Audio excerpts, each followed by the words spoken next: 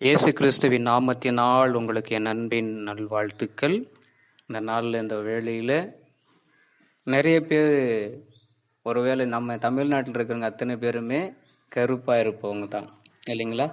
ஒருவேளை கருப்பாக இருப்பவங்களை பார்த்து நிறைய பேர் ஒரு மாதிரியாக பேசியிருப்பாங்க. கருப்பு கருப்புன்னு சொல்லி கூப்பிடுவாங்க, அப்படித்தானே? இங்கே பார்த்தீங்கன்னாக்கா வேதகமம் சொல்கிறது சாலோமோனின் உன்னத பாட்டு 1ஆம் அதிகாரம் 5வது வசனம், நான் கருப்பா இருந்தாலும் அழகா இருக்கிறேன். வசனத்தின்படியே தான் நான் பேசுகிறேன்.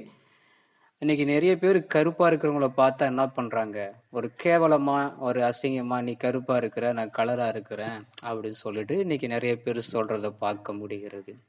ஆனா இங்க வசனம் சொல்லுது நான் கருப்பா இருந்தாலும் என்ன பண்றேன், அழகா இருக்கிறேன்னு சொல்லிட்டு. அதனால இன்னைக்கு நிறைய பேர் நீங்க ஒரு வேளை சோர்ந்து போயிருப்பீங்க, ஐயோ அவங்க நல்லா கலரா இருக்கிறாங்களே நான் கருப்பா இருக்கிறேன்னு சொல்லிட்டு. உங்களுக்காகத்தான் ஆண்டவருடைய வார்த்தை சொல்லுது, அழகு என்பது முகத்தில் அல்ல அகத்துல தான் இருக்கிறது. கருப்பா இருந்தா என்ன, எது போய் போறோம்? கருப்பா இருப்பது நல்லது தானே. எல்லாத்துக்குமே இன்னைக்கு கருப்பு இருக்குது, எல்லாத்துக்குமே கருப்பு இருக்குது. அப்ப அதை பார்த்து நீங்க கவலைப்பட தேவையில்லை. சொல்றவங்க சொல்லி போய் போறாங்க, ஐயோ நான் என்னை பார்த்து கருப்பா இருக்க சொல்லிட்டாங்க, நான் கேவலமா இருக்கிறோம் போல தெரியுதுன்னு சொல்லி நீங்க கவலைப்பட்டு கொண்டிருக்கீங்க, அப்படித்தானே? அழகு என்பது ஆண்டவர் படைத்த அழகு.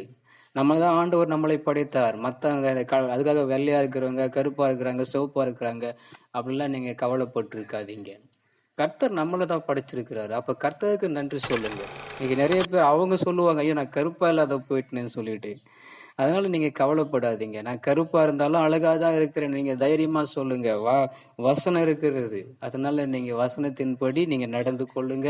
கர்த்தர் நம்ம படைத்த அந்த அழகுக்காக கர்த்தரை நம்ம நன்றி சொல்லுவோம். நான் அழகா இல்லையே, நான் இப்படி இருக்கிறேனே அப்படி இருக்கிறேனே சொல்லிட்டு நீங்க கவலைப்படாதீங்க. அடுத்தவங்க சொல்றத கேட்காதீங்க.